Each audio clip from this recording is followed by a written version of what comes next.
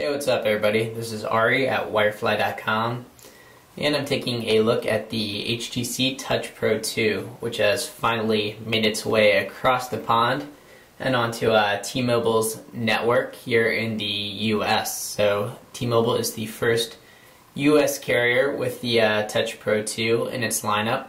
It's also going to be available to the remainder of the Big Four in the coming months.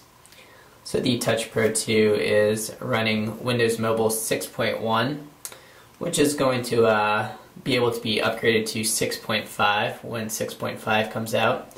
It also has the latest version of HTC's TouchFlow 3D user interface. So very nice right there. And the Touch Pro 2 is really a device that's designed for business power users. Has support for T-Mobile's 3G network, built-in Wi-Fi. You'll see that it has some stylistic changes from the unlocked version of the Touch Pro 2. And that's namely in the button array here on the bottom of the front of the Touch Pro 2. And also in the coloring. It's a mocha color instead of the silver color of the unlocked version. And personally, I'm not a huge fan of the mocha coloring, but you may learn to love it or not so much. But either way, color aside, the Touch Pro 2 is certainly a great device. And it's the second version of the original Touch Pro here, which I have on Sprint's network. And it's a little bit thinner than the original, but also a little bit taller. So about 1/4 of an inch taller than the original Touch Pro, but a hefty device in and of itself, but not too big. Certainly a nice size for the power that it has. And it also allows for the screen to tilt up 50 degrees. So great to set on a table or desk, watch movies if you're on the plane, that kind of thing, edit documents. So great tilting feature right there. You'll also see that instead of the grid layout found on the original Touch Pro, the QWERTY keyboard on the Touch Pro 2 is offset in the natural fashion there, and a full 5-row QWERTY here. So really a great keyboard, feels great to the touch, and probably among the best that I've seen in quite a while.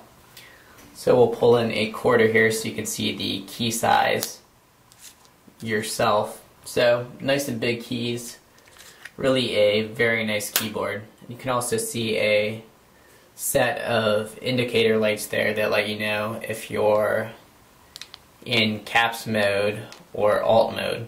We'll also take a quick hardware tour. So on the left here is a volume rocker in addition to a micro SD card slot, which is for expandable memory.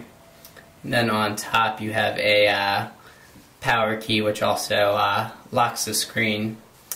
And then on the right, not much here, you have a second microphone in addition to the one at the bottom. So that's great for the speakerphone, which I'll talk about in a sec. The right is also home to this slide-out stylus. But the stylus isn't all that necessary. The screen here is actually very finger-friendly, although you may need to use a fingernail to get some of the smaller icons. But the 3.6-inch screen is a resistive touchscreen, meaning a little bit of pressure needs to be applied to affect action on the screen, but it's very responsive and extremely crisp and obviously very big. And then also on the front you have a zoom slider. We'll get that in nice and close and try to avoid the glare of the shiny screen, but a zoom slider to zoom in on pictures and web pages, and also a send and back and home key. And then on the bottom is a mini USB port, which is used for charging and syncing, and also accepts a pair of included headphones. Unfortunately, the Touch Pro 2 does not have a 3.5mm headphone jack, although HTC has promised 3.5mm headphone jacks in future devices. So apparently the Touch Pro 2 did not meet the cut there, but it does accept this included audio dongle, which does let you attach a pair of 3.5 or 2.5mm headphones, and it also supports stereo Bluetooth for wireless listening. And on the back you have a 3.2 megapixel camera in addition to a mute button, and the mute button replaces the flash on the original Touch Pro, so unfortunately no flash on the Touch Pro 2.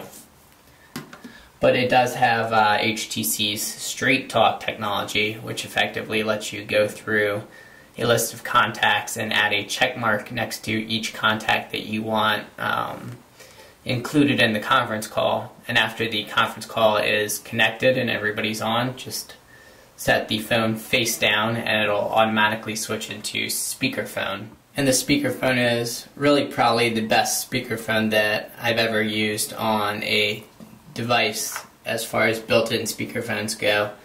So really a pretty good accolade there. And the two microphones on the side and bottom really make for very crisp calls as far as speakerphone calls go. And then the two speakers in this rather large speaker grill on the back allow for very loud calls, and then the mute button is very convenient for if you want to say something to somebody sitting next to you without the callers on the other end hearing. So a great speakerphone experience, although T-Mobile unfortunately decided to limit the number of conference callers to 3 callers, so you can only select 3 contacts from your phone book to set up a conference call, whereas on the unlocked version you can basically call a unlimited number of participants. So a big downfall on an otherwise great conference calling experience. Here's the latest version of TouchFlow 3D. You can see that now TouchFlow 3D can be accessed fully in landscape mode in addition to portrait mode, where in previous versions you could only access a short list of icons while in landscape. But probably the biggest and best change in the newest version is the People tab, which on the T-Mobile version has the My Faves carousel. But let's get into all of my contacts. So here's my bipartisan contacts list. And let's get into me so you can see the new features of the People tab. So you can see at the bottom, switch back into portrait, you have the contact's information. You can also see the text messages that you've had with the contact, emails with that contact. So there's all the emails I sent the phone. Updates tab, so you can link it with the Facebook profile of that contact and see the latest updates. So if I had my Facebook account linked onto this phone, you could see my latest Facebook updates, and then call history.